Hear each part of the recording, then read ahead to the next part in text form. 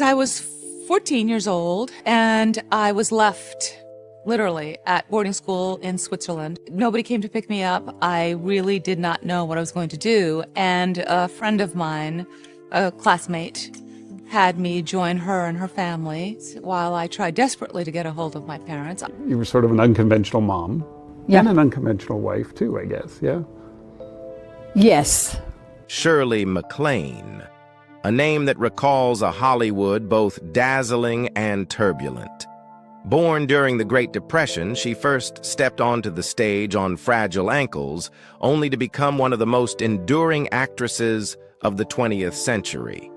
Across more than 7 decades, from The Apartment to Terms of Endearment, MacLaine left her mark with iconic performances and built a rare symbol of independence in a film industry long dominated by men. But Shirley MacLaine was never just a movie star. She was a woman unafraid to live differently.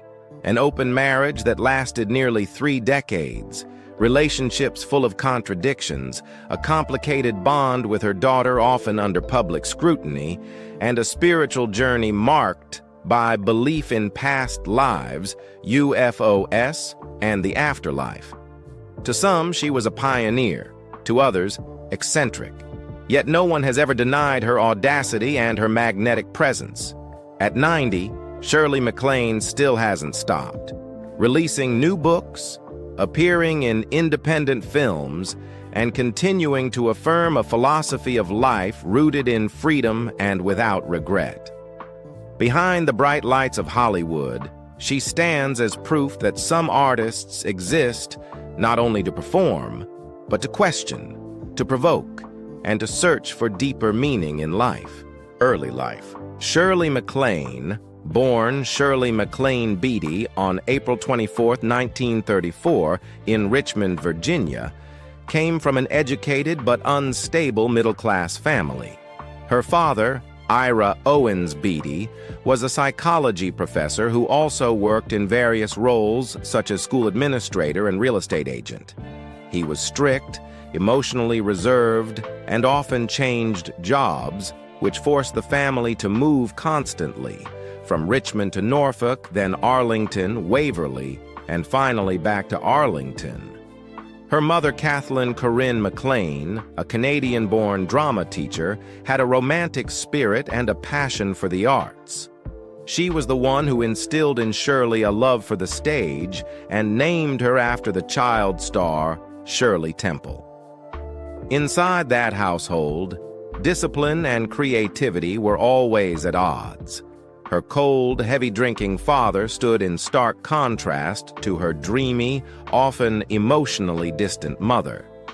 Shirley would later say she carried the psychology of an orphaned child, always having to fend for herself in her own world. In 1937, the family welcomed another child, her brother Warren Beatty, who would go on to become one of Hollywood's great actors and directors. The bond between Shirley and Warren was both close and competitive, and in later years, disagreements over family matters even led to a period of estrangement. From an early age, Shirley faced a physical challenge: weak ankles prone to frequent sprains that caused her to fall often. To help, her mother enrolled her in ballet at the Washington School of Ballet when she was just 3 years old. What began as therapy soon became a passion. Shirley never missed a lesson, trained rigorously, and quickly showed extraordinary endurance and determination. By age 16, she was strong enough to perform on stage with the Washington School of Ballet. During one performance of Cinderella while playing the fairy godmother, she broke her ankle just before going on stage. Yet she bandaged it tightly and finished the show. That grit would define her career for decades to come. However, her tall frame and foot structure prevented her from pursuing a professional career in ballet. Letting go of that first dream, Shirley turned to the stage. At Washington Lee High School in Arlington, She stood out both in theater productions and as a cheerleader, thanks to her confidence and stage presence. She often traveled alone by bus and streetcar to classes and rehearsals, long rides that gave her time to reflect and nurtured a deep sense of independence and a desire to see the world. A childhood of upheaval, with constant relocations, a stern father, an emotionally absent mother, rivalry with her younger brother, and the struggle of weak ankles, shaped Shirley into a fiercely self-reliant spirit. For her, art was not just joy, but also refuge, a source of stability amid the turbulence of family life and the uncertainties of wartime America. From those early years, Shirley MacLaine forged a resilient character, unwilling to bow to convention and ready to step beyond boundaries in pursuit of her own path. Early career. Even as a student at Washington Lee High School, Shirley MacLaine knew she would not stop at school plays. There, she was both a theater star and a standout cheerleader, remembered by classmates and teachers for her confidence and natural gift for performance. That environment gave her not only the courage to face large crowds, but also a bigger dream: Broadway, a place only the bold dared to pursue. At just 18, Shirley left Arlington and moved to New York on her own, carrying with her a vague but burning conviction that the stage was her destiny. At first, she landed only small roles, including ensemble parts in Oklahoma, and a spot in the chorus line of Me and Juliet, a Rodgers and Hammerstein musical. But Shirley was never the type to wait for luck. She observed, learned, and prepared quietly. Her breakthrough came when she was cast as the understudy for Carol Haney in The Pajama Game, 1954. Determined not to miss her chance, Shirley even cut her hair short to resemble Haney, ready at any moment to step in.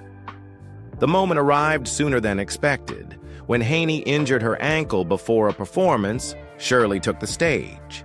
With confidence, grit, and an unusual charm, she won over the audience instantly. That same night, comedian Jerry Lewis happened to be in the audience. He was so impressed that he phoned legendary producer Hal B. Wallace. Soon after, Wallace came to see Shirley perform in person and immediately signed her to a 5-year contract with Paramount Pictures. It was a fateful turning point that catapulted the unknown chorus girl from Broadway straight into the glittering world of Hollywood. From then on, she changed her professional name, from Shirley MacLaine Beatty to Shirley MacLaine, adopting her mother's maiden name to make it simpler, more distinctive, and easier to remember. The new name quickly became a brand in itself. Within just weeks, Shirley had gone from chorus line to Hollywood stardom, a rise so swift it seemed almost like a fairy tale. Her film debut came with Alfred Hitchcock's The Trouble with Harry, 1955. The movie was not a major box office hit, but audiences and critics were struck by Shirley's fresh presence, witty, intelligent, at once alluring and a little tomboyish. The performance earned her a Golden Globe for New Star of the Year, marking the beginning of a long and storied film career. In 1956, she appeared in the lavish, star-studded Around the World in 80 Days. 2 years later came her golden opportunity with Some Came Running, 1958, where she starred opposite Frank Sinatra and Dean Martin. The role of Jenny had originally been intended for Marilyn Monroe, but when Monroe turned it down, Shirley stepped in. Her tragic, deeply human portrayal earned her a first Academy Award nomination for Best Actress, propelling her from the understudy to an A-list star. By the late 1950s, Shirley had become a familiar face in Hollywood. Her versatility allowed her to move effortlessly between comedy and tragedy, never allowing herself to be typecast, a fate that trapped many actresses of her era. Shirley MacLaine's early career was not just the story of a lucky break, but also a testament to her tireless preparation, determination, and boldness to break free of limits. From Broadway stages to major film sets, she proved that resilience and audacity could turn a sprained ankle into the very leap that changed a life forever. Career success. After her promising start with Alfred Hitchcock's The Trouble with Harry, 1955, and her first Oscar nomination for Some Came Running, 1958, Shirley MacLaine quickly proved she was more than just another pretty face in Hollywood. She was a true talent. The 1960s marked a period of triumph, establishing her as one of the most influential actresses on the screen. Her role as Fran Kubelik in The Apartment, 1960, the vulnerable secretary entangled in an affair with her boss, brought her a second Oscar nomination. Under Billy Wilder's direction and alongside Jack Lemmon, Shirley created a character at once fragile and resilient, unforgettable to audiences. Charlize Theron once remarked that Shirley made a black-and-white film feel as if it were in color, a rare compliment to her ability to breathe life into a role. But Shirley never chose the safe path. In 1961, she shook Hollywood with The Children's Hour, playing Martha Doby, a woman harboring romantic feelings for her friend, Audrey Hepburn. At a time when homosexuality was taboo and even deemed a pathology under the Hays Code, Shirley took a tremendous risk. Martha's tragic fate, ending in suicide under social condemnation, was not merely a performance, but a groundbreaking act of defiance. Though audiences were not yet ready, Shirley opened the door for films willing to confront hidden realities. 2 years later, she drew acclaim again with Irma la Douce, 1963, portraying a Parisian prostitute both naive and endearing. To prepare, Shirley and Jack Lemmon met real sex workers in Paris, observing their lives in detail. That dedication allowed her to craft a performance at once comedic and humane, earning her a Golden Globe and a third Oscar nomination. While many actresses of her era were typecast, Shirley proved she could seamlessly shift between comedy, romance, and tragedy. By the late 1960s, she demonstrated power behind the scenes with Sweet Charity, 1969. Not only did she star in the film, she also convinced Universal to entrust direction to Bob Fosse, a brilliant choreographer with no film experience. Despite the risks, she championed him. Although the film flopped at the box office, Shirley's performance of If My Friends Could See Me Now became iconic. More importantly, Sweet Charity revealed her clout. Few actresses had the influence to dictate directorial choices. The 1970s saw Shirley slow down, not as decline, but as reinvention. She left Hollywood to travel the world, from India and Bhutan to Africa, seeking spiritual and political insights.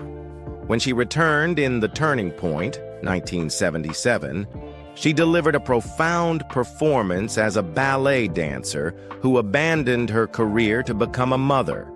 The film garnered 11 Oscar nominations, including another Best Actress nod for Shirley.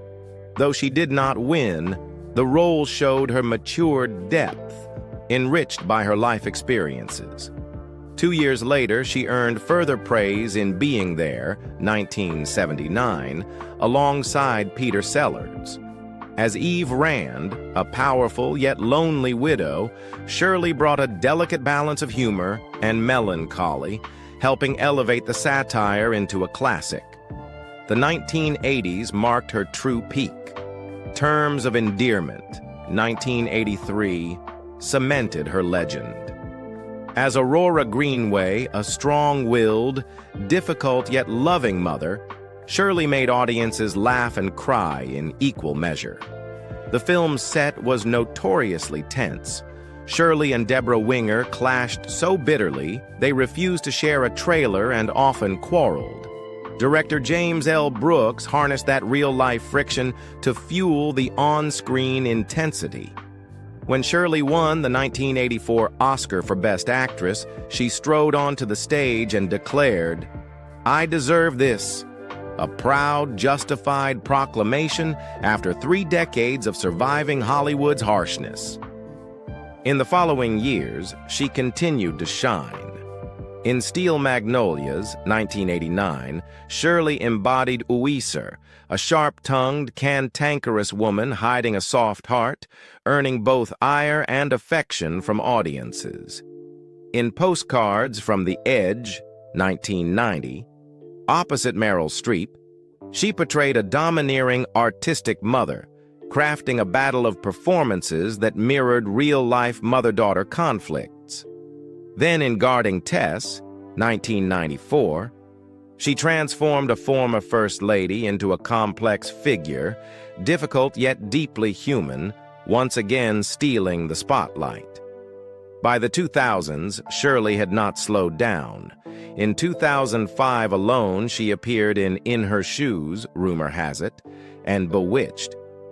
Even in her 70s, she maintained her sharp wit and charisma, matching younger stars like Cameron Diaz, Jennifer Aniston, and Nicole Kidman. Later, Bernie, 2011, showcased a tougher, darker Shirley opposite Jack Black, proving she never settled into predictability. And in 2012, she delighted global audiences in Downton Abbey as Martha Levinson, the brash, outspoken American foil to Maggie Smith's Violet, turning every exchange into a scene-stealing duel. Her honors reflect this longevity. Golden Globes for Irma La Douce and Terms of Endearment, the 1984 Best Actress Oscar, the Cecil B. DeMille Award in 1998, the AFI Life Achievement Award in 2012, and the Kennedy Center Honor in 2013. This collection of accolades belongs only to artists of lasting influence. More importantly, Shirley's career was not just a string of roles, but a declaration of power. She sued Paramount for breach of contract and won, setting a legal precedent. She once slapped producer Hal Wallace for harassment, punched a journalist for publishing lies, and wielded enough authority to choose directors, protecting Bob Fosse in Sweet Charity and forcing studios to respect female performers. In a Hollywood long ruled by men, Shirley MacLaine was not merely an actress. She was a trailblazer who broke rules and spoke out when others stayed silent. Now at 90, while many of her peers have long retired, Shirley continues to write books, release projects like The Wall of Life, appear in films such as People Not Places, and command respect across the arts. Looking back, her career stands as proof of an indomitable spirit. From an understudy on Broadway to an Oscar-winning star, from daring rule breaker to scene stealer in later years, Shirley MacLaine has transformed her entire artistic journey into a manifesto of resilience, individuality, and the quiet power of a woman in a man's world. Personal life.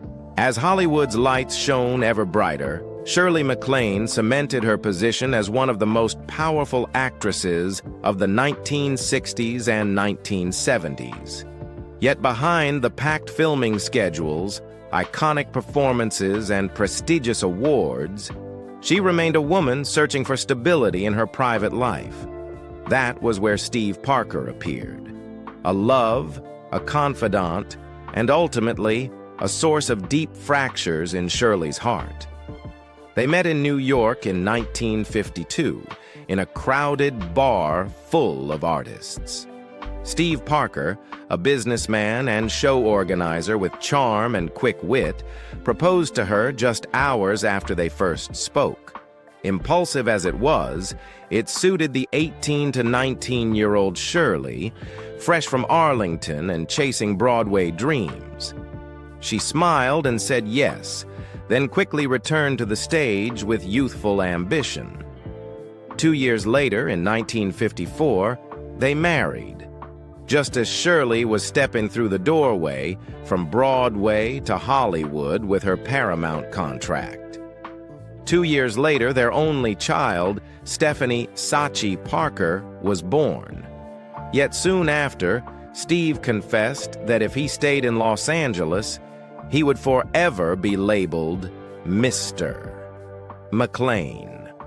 He chose instead to move to Japan, building a career in the entertainment and events world, while Shirley stayed in Hollywood.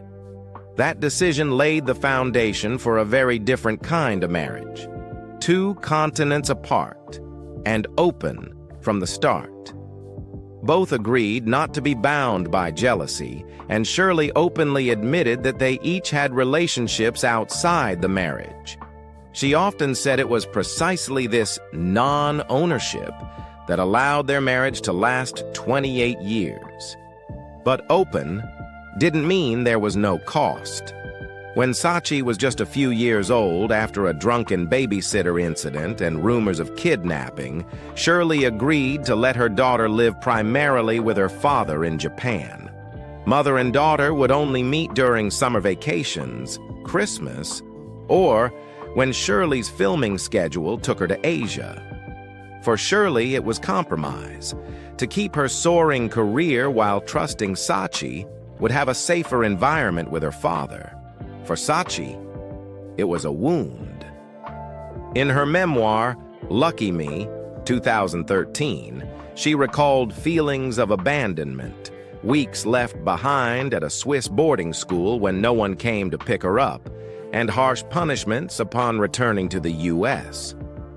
Shirley denied or downplayed much of this, yet she admitted one truth. She never intended to give up her career to be a full-time mother. If I quit, the frustration would have been worse for everyone. For the couple, distance made their encounters fleeting, yearly rendezvous. Shirley still described Steve as her friend, advisor, and soulmate, the man who gave her space to make 25 films in 15 years. Steve, meanwhile, thrived in Tokyo as a polished event organizer. Yet this two-worlds model also bred underlying conflicts: money, secrecy, and affairs. Shirley acknowledged her relationships with Robert Mitchum, Yves Montand, Danny Kaye, and politician Andrew Peacock as part of the marital arrangement. She viewed them as experiences and growth, not betrayal. But she later admitted that large sums she sent to Japan for Steve's projects had ended up in the accounts of his lovers. To Shirley, that was a costly lesson in trust. As Sachi grew older, the mother-daughter relationship only became more tangled. She recalled Shirley once telling her that Steve wasn't her biological father, but that her real father was a space astronaut named Paul on a secret mission, with Steve merely a government-made double. Shirley dismissed this as fabrication or distortion, but it revealed the widening emotional chasm. Two people living in two versions of reality. In her 20s, whenever Sachi asked for financial help, she claimed Shirley either charged interest or cut off support to force independence.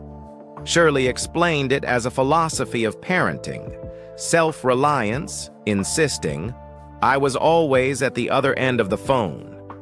Marital cracks deepened in the early 1980s. After nearly 3 decades of an open union, what broke them wasn't infidelity, but secrecy. Shirley discovered Steve had fathered a child with a geisha in Japan and kept it hidden. For her, who believed honesty was the foundation of openness, it was deceit, not sex, that crossed the line. In 1982, she filed for divorce. Legal battles over finances followed, and years later, Shirley still emphasized what she could never forgive was not telling the truth. Paradoxically, even after their split, Shirley spoke of Steve with warmth. She called him the great love of my life and publicly thanked him for giving her the freedom to become Shirley MacLaine on screen. She defended their open marriage model in interviews. Jealousy was wasted energy, she argued, and ownership was the real cause of failure. If we had lived traditionally, the marriage would have ended much sooner, she often said. Yet the deepest scars lay not in her marriage, but in her relationship with her daughter, Sachi Parker. Born into Hollywood's glow in 1956, Sachi was photographed on the cover of Life magazine with her mother, draped in pearl necklaces worth hundreds of thousands of dollars. But behind that glamorous photo, the memories she kept were of absence. From her earliest years, Sachi was sent to live in Japan with her father. Mother and daughter saw each other only in seasonal fragments, weeks in summer, days at Christmas, or fleeting visits during film shoots in Asia. Those moments passed too quickly, leaving Sachi with a sense of impermanence, as if love was always temporary. In Lucky Me, she called it the feeling of always being on the outside. The hurt deepened as Shirley, widely seen as an icon of honesty and freedom, sometimes appeared in harsh forms. Sachi recounted being locked in a room for 3 days without food as punishment for lying. She remembered the pain of her high school graduation when Shirley was absent, but later gifted her a glittering diamond necklace, then promptly cut off all financial support with the curt message, "You're on your own." To Sachi, the necklace became a symbol of Hollywood itself, dazzling but cold, radiant, yet unable to feed a meal. Perhaps most devastating was at 27, when Sachi became pregnant and sought her mother's help. She claimed Shirley refused, leaving her cornered to the point of terminating the pregnancy. Shirley denied this, dismissing it as shock tactics. But for Sachi, it remained an unhealed wound. Between the two conflicting accounts, the truth blurred. But what was undeniable was the chasm between them, no longer just physical distance, but an emotional abyss. Beyond these conflicts, Sachi also carried confusion about her identity. She recalled her mother insisting Steve was not her biological father and that her real father was an astronaut named Paul on a classified mission, while Steve was only a government clone. Shirley dismissed this as distortion, but for Sachi, it captured a childhood of half-truths and mysteries that widened the sense of estrangement. In adulthood, Sachi tried to mend the bond, returning to the U.S., attempting acting, hoping to connect. But instead of maternal embrace, she found a mother who explained everything through the lens of independence. Self-reliance is the greatest gift. Sachi worked as a flight attendant waitress, anything to get by, carrying the diamond necklace as a reminder of a half-given love. Shirley, in turn, repeatedly affirmed that she loved her daughter, that I was always on the other end of the phone, if she needed me. In her eyes, absence wasn't abandonment, but philosophy, not binding so her daughter could grow strong. But for Sachi, such explanations never filled the silence of being left behind in a Swiss dormitory when holidays had already begun, or the years of struggling alone across Australia, Japan, and America. The marriage of Shirley and Steve was like a social experiment tested under extreme conditions. A rising movie star, grueling schedules, 2 continents apart, public scrutiny, and a marriage challenged by personal freedom. They loved, respected, gave each other space, and ultimately lost one another over the one freedom that could not coexist: dishonesty. Shirley held to her philosophy: freedom first, possession second. Steve pursued his own career abroad. Their daughter grew up suspended between those two poles, still searching for answers into adulthood. And when the story of their union finally closed, Shirley spoke of Steve in tender tones. The man across the ocean who had left the door open for her to run the distance and become herself. Love affairs outside marriage. If the fractures with her daughter Sachi left a void difficult to mend, Shirley MacLaine's romantic life painted a contrasting picture: vibrant, full of experiences, and always beyond the boundaries of convention. She never believed that love had to mean possession or jealousy. For Shirley, each relationship was an adventure, sometimes intense, sometimes light, but always leaving its mark on her soul, much like the roles she played on screen. Perhaps the deepest of her extramarital loves was with Robert Mitchum. He embodied the old-school Hollywood masculinity: aloof, rugged, sometimes abrasive to the point of being unapproachable. Yet it was precisely this unpredictability that drew Shirley in. She once described Mitchum as a man with a steel shell but with an unpredictable tenderness inside.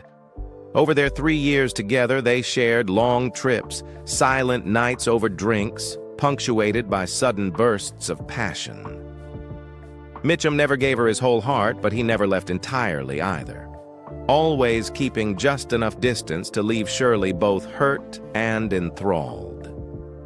It was a love without destination, but unforgettable for the challenge and the glimpse into masculine shadows that Hollywood rarely revealed.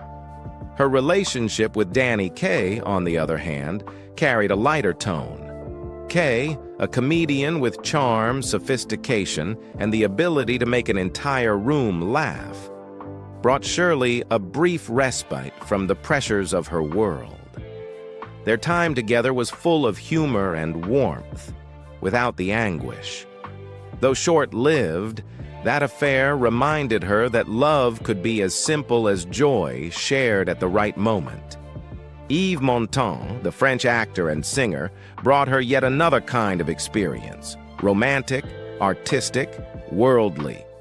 With Montand came a taste of Paris, the intoxication of European artistry, where love was not eternal commitment, but an endless conversation about life, art, and philosophy.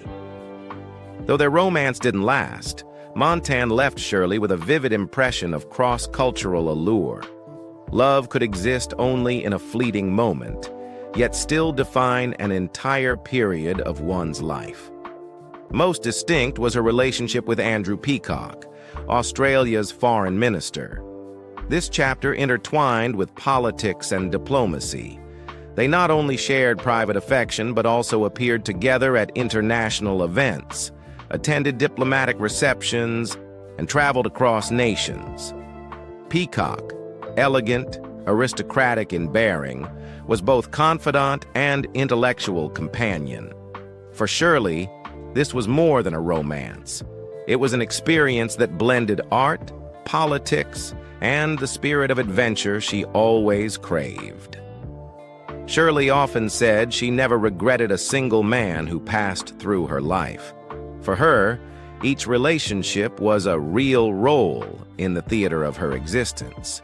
Mitchum left behind bitterness, but passion. Kaye brought gentle laughter, Montand embodied borderless romance, and Peacock represented a broader vision where love fused with ideals. None of these loves became chains, nor were they ever denied. All remained as lessons, experiences, and memories Shirley held with gratitude. For Shirley MacLaine, love was never a destination, but a journey, where she could live, experiment, feel, and then move on. It was this freedom that made her love life both controversial, and fascinating, like an extension of her artistic career. Daring, colorful, but never willing to bow to traditional limits. Battles and behind-the-scenes scandals. If the spotlight made Shirley MacLaine a star, the shadows behind the scenes revealed her as a fighter who never backed down. Over more than half a century in the business, MacLaine didn't just prove herself with talent on screen, she constantly plunged into noisy battles, from film sets to courtrooms to the press, where she showed her defiance, toughness, and refusal to be bullied. One of her most infamous clashes came with Deborah Winger during the filming of Terms of Endearment, 1983. It was a collision of generations. MacLaine, a seasoned veteran with dozens of films, and Winger, a young actress at the height of her career. Disputes erupted over everything from whose name came first on the poster. Paramount eventually split the difference, with MacLaine billed first in the US and Winger overseas, to scheduling, attitudes, and even outrageous pranks. Winger once stormed out of rehearsal only to return and lift her skirt to pass gas in Shirley's face, and even licked her leg in front of a shocked Jack Nicholson. The set became a battlefield, to the point where even the promotional campaign and trailer release schedules had to be separated to avoid clashes. But on Oscar night in 1984, it was MacLaine who walked away with the statue, leaving Winger to swallow the bitterness. That victory was the final knockout punch in a Hollywood boxing match that had lasted all year. It wasn't the only time Shirley found herself in confrontation. On the set of A Change of Seasons, 1980, she and Anthony Hopkins quickly discovered they were incompatible. Hopkins called her the most obnoxious actress he had ever worked with, to which Shirley shot back, "I don't like you either." The result, the production had to schedule filming and publicity separately so the two stars would cross paths as little as possible. With Anthony Perkins on The Matchmaker, 1958, the tension was subtler but persistent. Shirley later said she could never read Perkins, unsure where the acting ended and the real man began. The mismatch of energy made every scene awkward. Adding to the strain, Perkins was paid 3 times her salary despite doing comparable work. Only later, when Shirley learned he had been forced by the studio to end his same-sex relationship and undergo conversion therapy, did she begin to understand the shadows that haunted the set.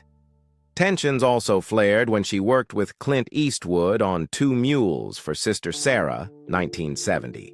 2 strong personalities, a seasoned actress and a rising Western star, clashed almost daily.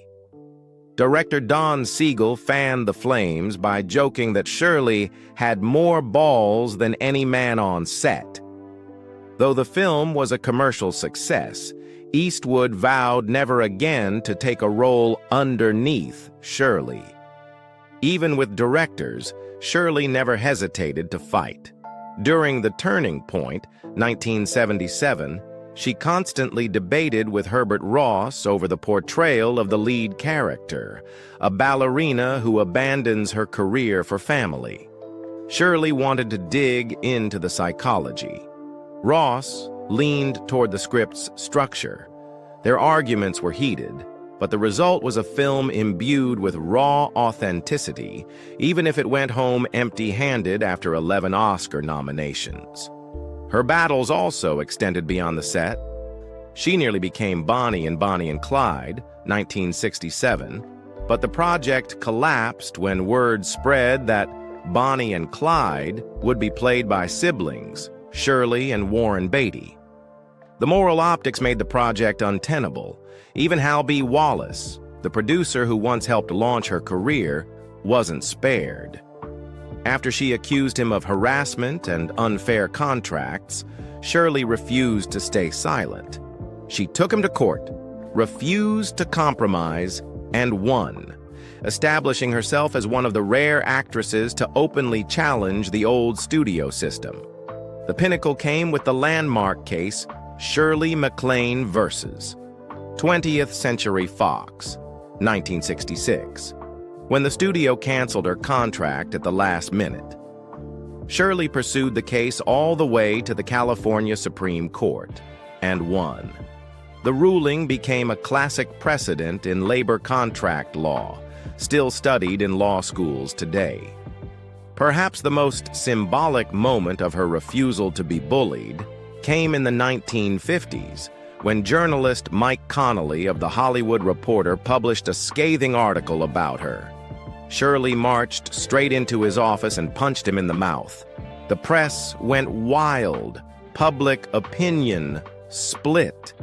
But the image of Shirley MacLaine as Hollywood's warrior woman was etched permanently.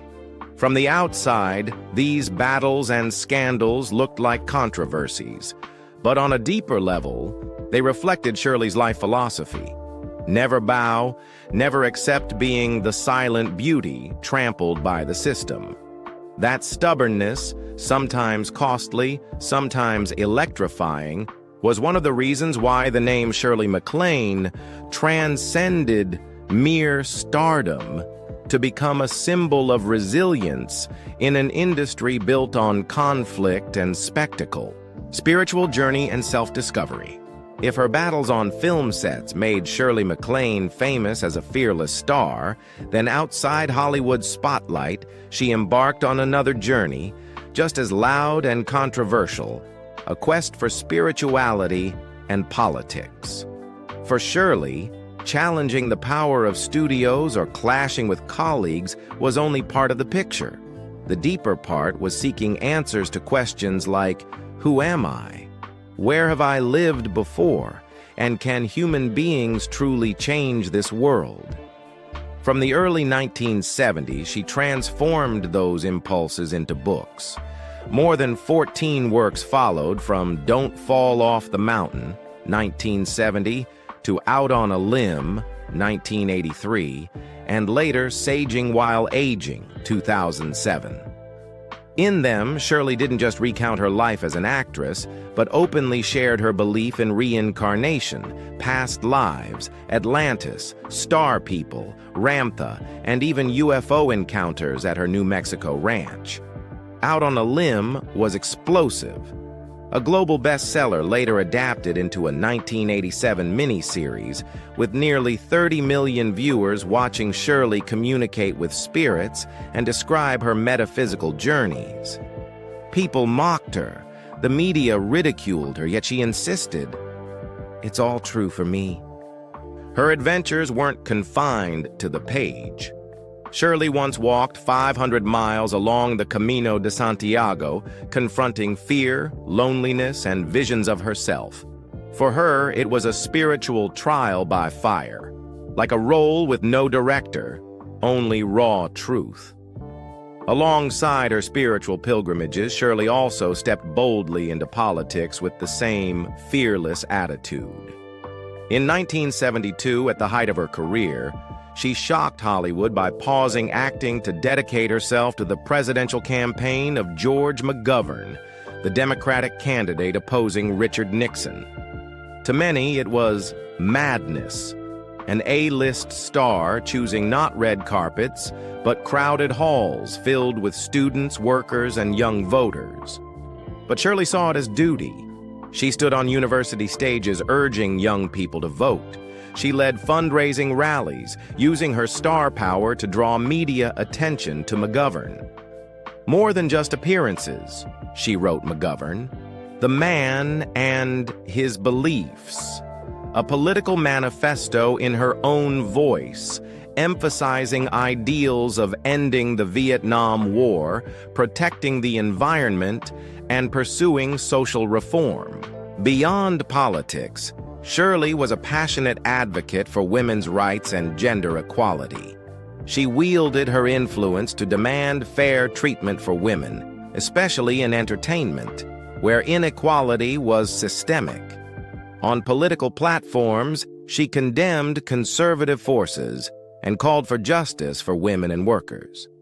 Behind Hollywood's doors, she demanded equal pay for actresses and urged studios to appoint women to leadership roles, positions many male colleagues dismissed as outrageous or overstepping. But Shirley understood her fame was a weapon, and she was willing to use it to clear a path for those who came after her. Although McGovern lost the election badly, Shirley never regretted her choice. For her, politics, like spirituality, was another way to search for truth and assert identity. And if Hollywood saw her as a rebel, she saw herself as ahead of her time, unafraid to say aloud what others only dared to think. Through her contributions in art, politics, and spirituality, Shirley MacLaine affirmed herself not only as a gifted actress, but as a thinker with conviction and passion for the values she pursued. Her legacy rests not only in her films, but also in the ideas, spiritual journeys, and relentless advocacy for a better world. Relationship with Warren Beatty. If Shirley MacLaine's spiritual journeys and political activism revealed her as someone unafraid to go against the crowd, then in her family life that same rebelliousness shaped a bond both close and tense with her only brother, Warren Beatty. Born into the same artistic household, both siblings entered the film industry, but Shirley's early dazzling success unintentionally pushed Warren to find a way out of her shadow. When he began his career, he changed the family name from Beatty to Beatty, adding an extra T to assert his own identity and avoid being labeled forever as Shirley MacLaine's brother. Yet a single letter could not erase their blood connection. Over the years, there were simmering frictions between them, mostly rooted in their clashing personalities and philosophies. Shirley was known for her bluntness, risk-taking, and confrontational spirit, while Warren was more reserved, carefully curated his public image, and spoke with greater caution. At times, even a journalist's slip, introducing him as Shirley MacLaine's younger brother, was enough to provoke Warren's irritation and leave Shirley feeling hurt. Still, beyond every quarrel, family ties endured. Shirley repeatedly defended Warren in times of turmoil, most notably during the 2017 Oscars when her brother accidentally read the wrong winner for Best Picture. As the world laughed and mocked, Shirley spoke up to reassure the public, insisting it was simply a professional mishap and that Warren did not deserve the ridicule. For her, no matter their differences, he remained the closest person in her life, the one I've known and loved the longest. They also stand as one of Hollywood's rare brother-sister pairs to both win Oscars. Shirley for Terms of Endearment, 1983, Warren for Reds, 1981, along with his many nominations as director, producer, and actor.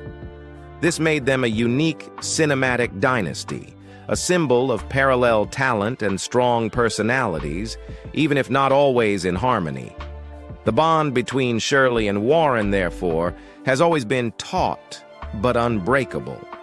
A relationship both opposing and inseparable, reflecting the complexities of family under Hollywood's dazzling lights. Legacy and influence. Looking back on her life, Shirley MacLaine's legacy cannot be measured by the number of roles she played or awards she won, but by the boldness with which she lived and made art. On screen, she created characters that became icons. Fran in The Apartment, fragile yet determined. Aurora Greenway in Terms of Endearment, tough, sharp-tongued yet full of complex maternal love. Louise Boudreau in Steel Magnolias, irritable but warm-hearted. Each role not only left a mark on American cinema, but also helped reshape how women were portrayed. They could be both humorous and tragic, independent yet vulnerable, contradictory but deeply human. The Oscars, Golden Globes, BAFTAs, and International Film Festival honors are only part of the story. More importantly, Shirley MacLaine proved that a woman could take control of her own career. From demanding fair contract terms with Paramount to suing 20th Century Fox and winning a case that became a precedent studied in law schools, to single-handedly bringing sweet charity to the screen despite enormous financial risks. She was not just an artist, but a trailblazer who helped redefine the rules of Hollywood, where women could no longer be confined to pretty faces on film, but recognized as individuals with real power and influence. Beyond cinema, her legacy also lives in her books. More than 14 works, from Don't Fall Off the Mountain to Out on a Limb, not only became bestsellers, but sparked a wave of spiritual curiosity in America during the 1980s. Her ideas, whether about reincarnation, UFOs, or higher consciousness, pushed millions to question existence, the meaning of life, and humanity's place in the universe. In popular culture, the name Shirley MacLaine became synonymous with the courage to cross the boundary between reality and belief.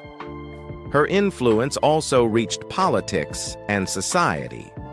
In joining George McGovern's 1972 presidential campaign, Shirley didn't just lend her name, she actively raised funds, gave speeches, and rallied students.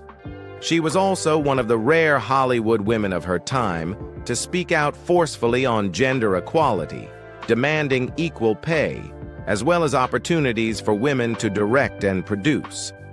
What once seemed outrageous, later became cornerstones of the Me Too movement and the fight for parity in the entertainment industry.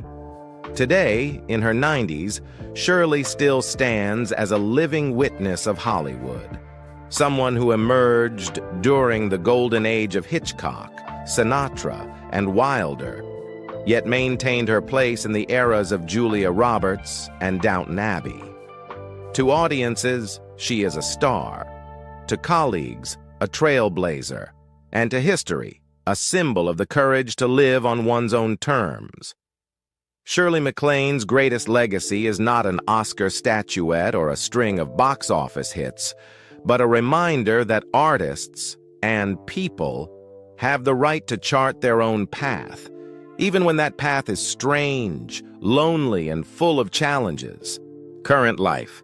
At 91, when many of her contemporaries have long stepped away from the public eye, Shirley MacLaine continues to embrace a creative rhythm and a rare spirit of freedom. The year 2024 marked a milestone as she celebrated her 90th birthday. Instead of throwing a loud party, Shirley chose an intimate evening with close friends and announced a new book project, The Wall of Life, Pictures and Stories from This Marvelous Lifetime. Released on October 22, 2024, the book showcases more than 150 treasured photographs spanning her childhood, career, and present life. Each image a fragment of a journey that has been turbulent, yet profoundly meaningful. Alongside her writing, Shirley remains active on screen. She joined the film project People Not Places, playing an elderly widow who befriends a homeless man portrayed by Stephen Dorff. The story is not only about an unlikely friendship, but also proof that, even at 90, Shirley chooses roles that are humane, intimate, and layered. In early 2025, she and Dorff were spotted sharing a casual lunch at a seaside restaurant in Malibu, a simple, everyday moment that showed her ease and warmth in both work and life. In 2024, the press also noted Shirley's rare public appearances around Malibu. Dressed casually, she was seen dining at her favorite spot, Christie's Cafe, laughing and chatting with friends. The image stood in stark contrast to the glamorous red carpet star, Here was a woman savoring the peace of her later years. In a brief interview, Shirley candidly observed that Hollywood's glitter had faded and no longer resembled the world of cinema in which she once thrived. Shirley MacLaine's story doesn't end with the glow of fame, nor is it confined to controversies or mysteries of her private life. What makes her stand apart is the way she chooses to live, always bold, always true to herself, unafraid to go against what is considered normal. At 90, she still carries the curiosity of the young girl who once set foot on Broadway, curious about people, about art, about spirituality, and about life itself. Perhaps that is her greatest message to us. Live authentically, dare to be different, and never stop searching for meaning. And what about you? What impresses you most about Shirley MacLaine, her film stardom, her contradictions, or her restless, searching soul? Share your thoughts in the comments below, and don't forget to hit like and subscribe to stay with us for more heartfelt life stories.